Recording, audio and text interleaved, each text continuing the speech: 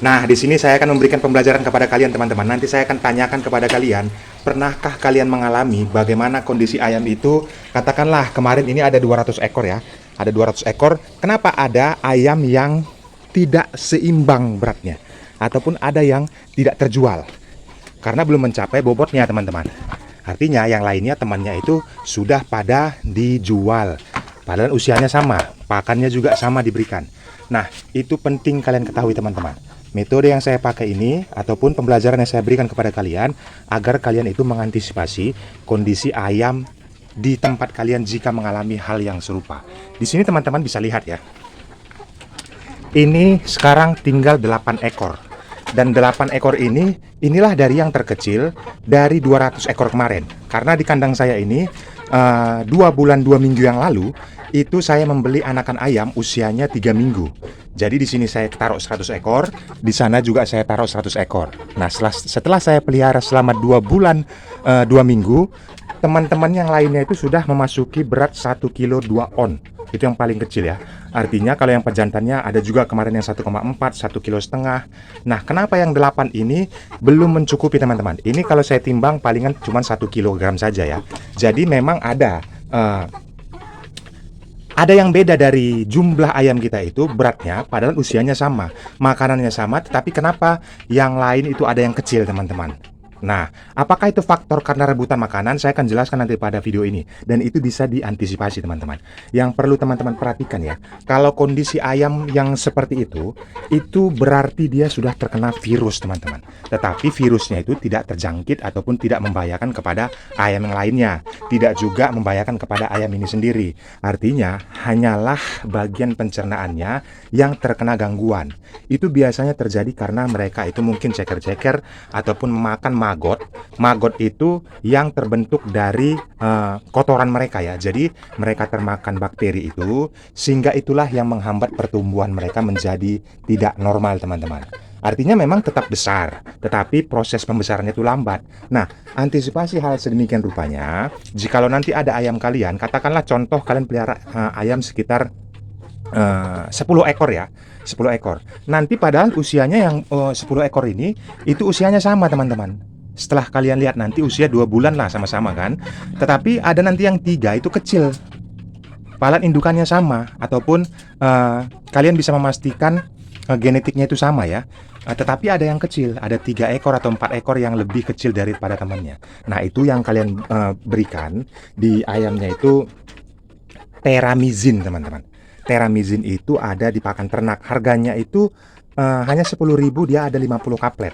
Jadi kalau usia 1 bulan ke bawah itu berikan separuh saja, separuh butir saja. Di dalam itu ada 50 butir ya.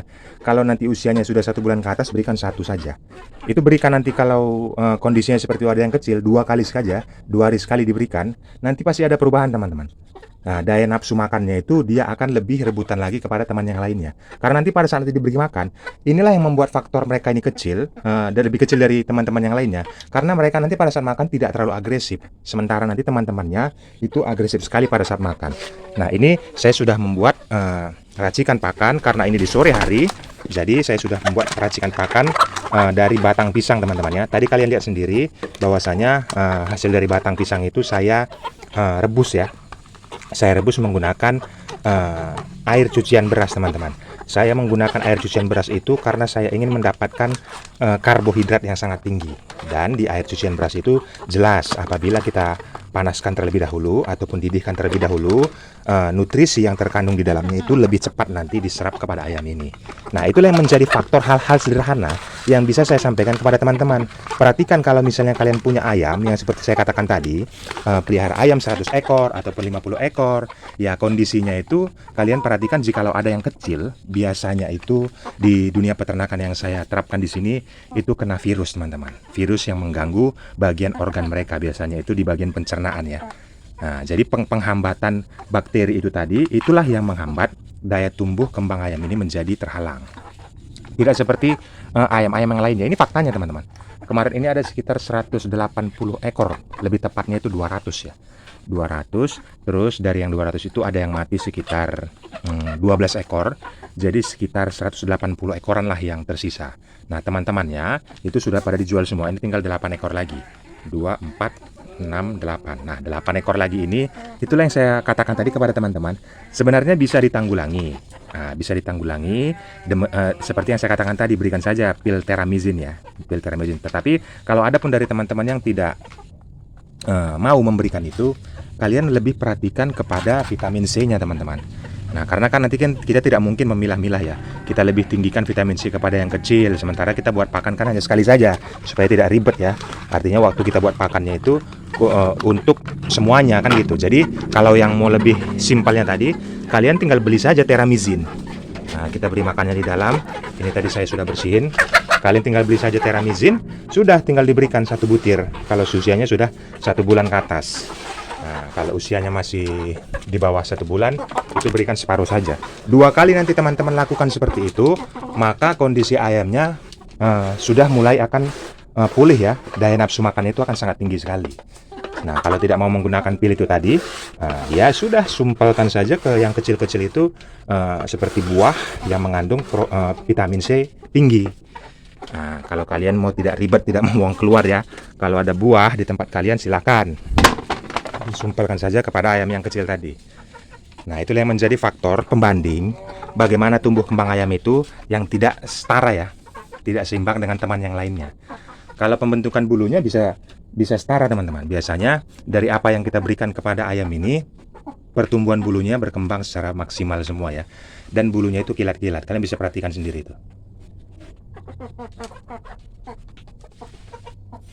Nah, bulunya kilat-kilat karena kita sudah memberikan mineralnya, begitu juga seratnya yang terkandung pada pakan alternatif yang kita buat. Teman-teman yang sudah nonton di video Jari Pelawi ini sebelumnya, saya sudah banyak sekali menyampaikan cara pembuatan pakan alternatif, begitu juga jamu ya, jamu anti sakit kepada daya tahan tubuh ayam ini. Itu saya sudah terapkan di video-video sebelumnya, makanya kalian yang sudah subscribe, nanti pasti kalian akan direkomendasikan video-video yang lama saya.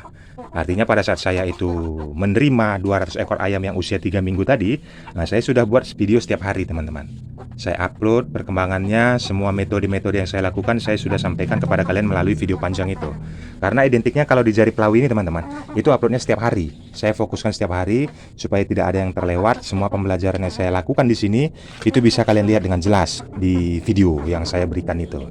Nah, begitu juga saya ingin kalian itu aktif di dalam komentar supaya kita bisa sharing apa kendala di tempat kalian, bagaimana tumbuh kembang ayam di tempat kalian itu bisa menjadi hasil maksimal ya. Karena kalau kita pelihara ayam kampung ini kan tujuan utamanya itu kita mendapatkan uang teman-teman, agar kita bisa mendapatkan keuntungan yang maksimal ya.